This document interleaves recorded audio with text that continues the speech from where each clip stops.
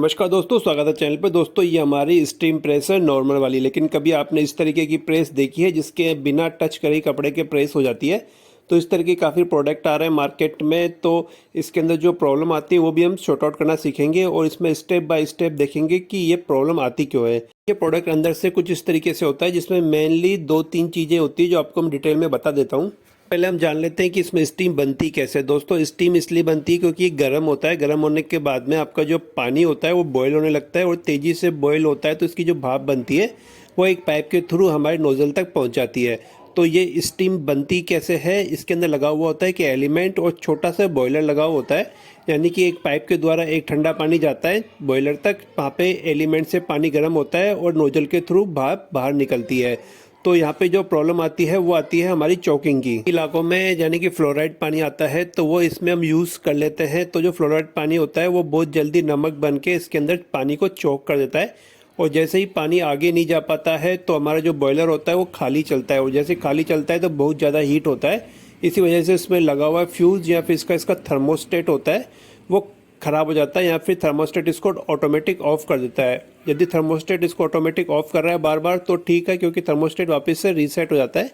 अगर फिर भी आप इसको ठीक नहीं करते हैं तो ये फिर इसका फ्यूज़ होता है वो जल जाता है। तो इस कंडीशन में आपको ज़्यादा खर्चा इसमें लेना पड़ता है। तो आप सबसे पहले देख लीजिए, यदि आपका बार बार बॉयलर यानी कि आपका ये जो स्टीमर है वो बार बार ट्रिप होता है, यानी कि बहुत जल्दी ही बंद हो जाता है, तो इसमें जो पाइप लगा हुआ है इस पाइप को खोल के इसकी चोकिंग को क्लियर करना पड़ेगा और उसके बाद में इसको दोबारा से यूज़ करना पड़ेगा। नहीं तो आपका बार बार ये ट्रिप होने लग जाएगा और थोड़ा सा गर्म होते हल्की सी भाप निकलते ये बार बार बंद हो जाएगा। तो सबसे बड़ी जो प्रॉब्लम आती है वो चोकिंग की आती है। यदि चोकिंग सही हो जाती है तो ये कभी भी आपको दोबारा से ट्रिप नहीं होगा। और दूसरी जो प्रॉब्लम आती है वो आती है इसमें थर्मोस्टेट की। यदि थर्मोस्टेट भी ख़राब हो जाता है तो ये भी इजीली मार्केट में मिल जाता है और हमेशा आपको इसके अंदर जो इसकी जो रेटिंग होती है थर्मोस्टेट की वही लगानी है, क्योंकि थर्मोस्टेट भी काफ़ी डिग्री के आते हैं।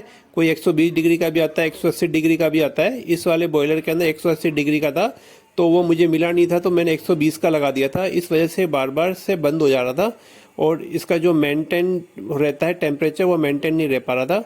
तो आप इसमें थर्मोस्टेट वही लगाएं जो इसके अंदर से निकलता है।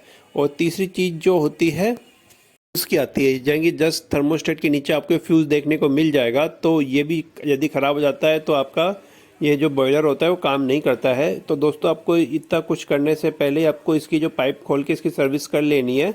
तो इस वजह से ये आपका कभी भी ओवर हीट तक ये टेम्परेचर नहीं पहुंचेगा और आपका जो स्टीमर है वो अच्छी तरीके से काम करेगा। तो दोस्तों कैसा लगा मेरा आज का वीडियो, प्लीज़ कमेंट जरूर करिएगा। धन्यवाद।